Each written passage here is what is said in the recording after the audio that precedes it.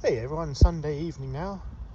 Made a bit of progress today, clearing out the area we're going to dump the dirt and mulch here this year. Was able to clear the rest of the pots out, get it all cut down with the lawnmower and wake up all the leaves and long grass that we cut. Threw all that on the compost pile over here. So I have a little pile behind the potting shed here that we use to throw compost and break it down there. Not the most practical way of doing it, but you know, it works. That's what matters. Gives us compost at the end of the day. Anyway, we're just about ready now to receive our soil and mulch now. So gonna lay out a tarp this year, I think, just to stop the grass growing up underneath, going through it. It's not the most ideal way of doing it, but you know, we got to do something to keep the grass from growing through it. And I also want to, you know, prevent some of it from washing away, because that can happen on the coast when it rains pretty good. So gonna get the soil here and the mulch next to it. See what comes first to where it goes, but one will be beside the metal at the back here, the other will be further up by the pots here. So gonna try dumping it here this year, see how it works. Last year we had it dumped at the back of the potting shed, way out the back there, but this year we're going to need to expand the potted tree field that way, so we're going to need that space, so we can't dump it there. We already have quite a pile of dirt there though, we have to move. It's just fill there, so it's topsoil fill that we'll use around the farm here, but yeah, so we still have to move that, and then we want to work on the fence here around the potted tree field to expand it out. This corner up close here, we kind of shortcut the corner a bit because we were running out of fence and didn't want to start a new roll. But of course that's cost us a bunch of space in the field there, so want to put some new fence up further out to give us a bit more room in there. Square off this corner here, it'll right there give us enough room for, you know, probably a few hundred pots right there. And then out the back here, need to clean out our scrap metal pile and clean out that pile of fill I talked about, and expand it out the back there, and then we'll have room for several thousand pots. Got the area in front of the potting shed here all cleaned up now. For the most part, it could use a teeny little bit more TLC, but you know, it's in good shape at this point. So we got rid of the ramp in front of it here because didn't need it, it was just taking up space. So got rid of the ramp there and smoothed it all out. And yeah, now we've got more driving room along here, which is great. Gives us more room to bring out the potted tree field here, so we can have some more room for pots in there. Also gives us an opportunity to have a look at some of the construction of the shed here underneath, and yeah, these big long posts down here, we don't really need them there anymore, so we may see what shape they're in. A couple of them don't look in great shape, but you know, maybe we can salvage a little bit of that and use it for a project somewhere else, so a little bit of a bonus there. Out the back of the potted tree field now, you can see the pile of dirt I was talking about here. We put some of the fill from the ramp here for now too, just to temporarily store it. The spruce there and the tamaracks there, they came from the roadway down here. We had them down the side of the road, which was not the most practical space for them, especially with the truck coming along here in a couple of days. So we moved them over here out the way for now, and we'll figure out a better spot for them long term, but for now they're out the way at least. So a lot of room back here that we can use to expand the potted tree field. If we clean up our scrap pile there and so on, we can expand it a good 50 feet at least, so it's a lot of extra space, a lot of extra pots there. I mean, that's essentially expanding it by another third of what it is now, and I mean, already there's 5,000 or 6,000 pots in there, room for more even if we organize it a bit better. But yeah, it'll give us another 3,000 pots worth of space easily at the back here. Add that in with the change up the front there, squaring off the corner, and you know, we're in good shape for this year. Next year though, we'll have to look at clearing out some space further back here. Other side of the potted tree field now, we've got a bunch of trees planted out here from previous owner. He planted this field out, I guess, as another spaded tree field for a few different things. Some Schubert chokecherries, some Japanese tree lilacs, and some Swedish aspen here. Deer have rubbed a bunch of stuff though, so it's not in great shape, so not a lot that we can really salvage.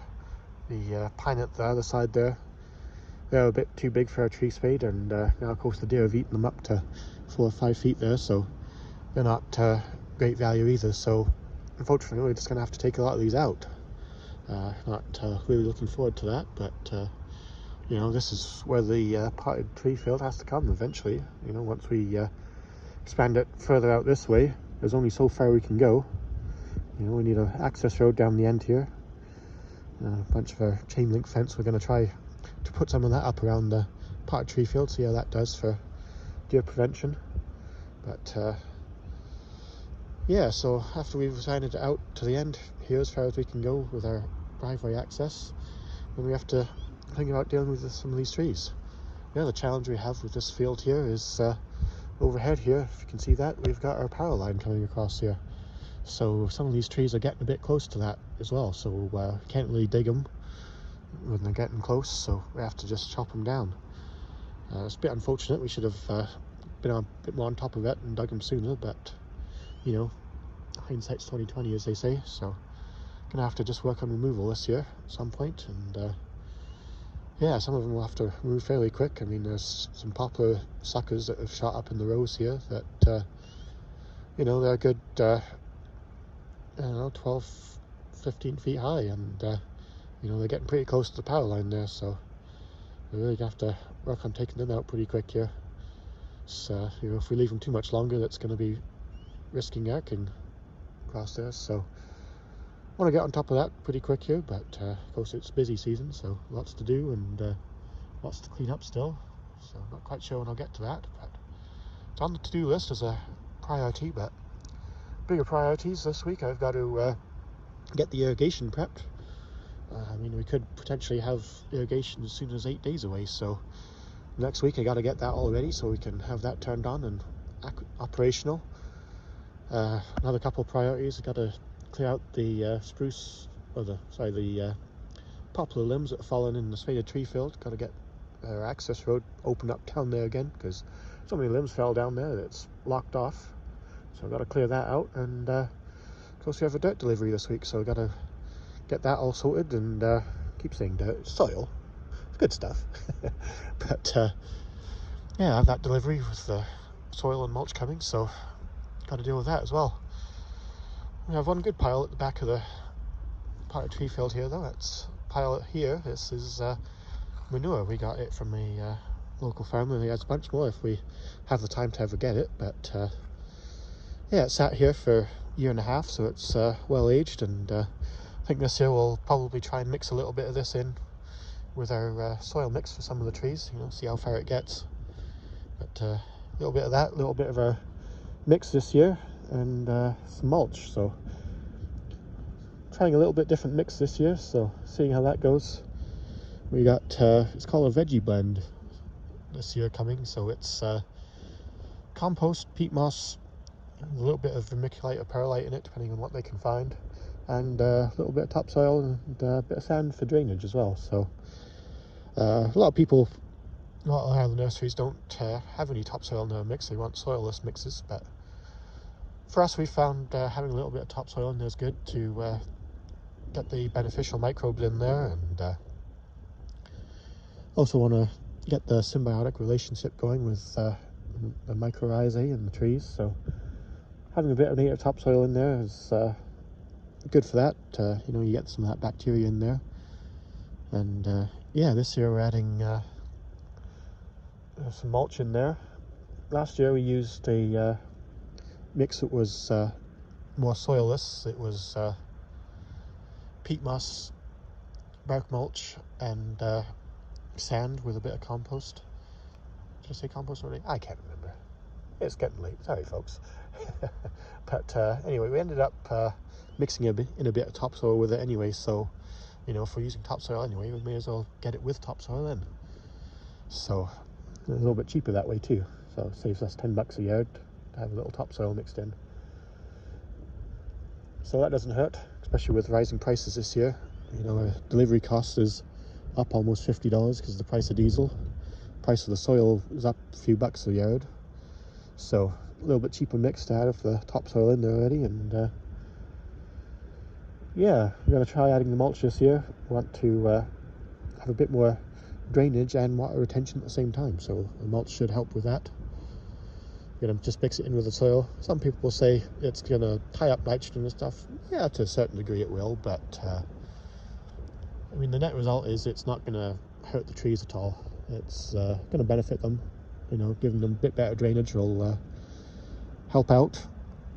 You know, and the mulch will suck up moisture too. It'll retain that moisture really well when it's wet, so it'll hang on to moisture and also help it drain at the same time if there's too much moisture. So really great thing to have in there, and I'm going to try that out this year, see how that compares to the mix we had last year.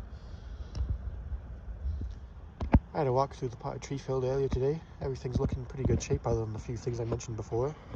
A couple of things are starting to bud out a little bit, so it's great to see. So everything's really wanting to start growing here.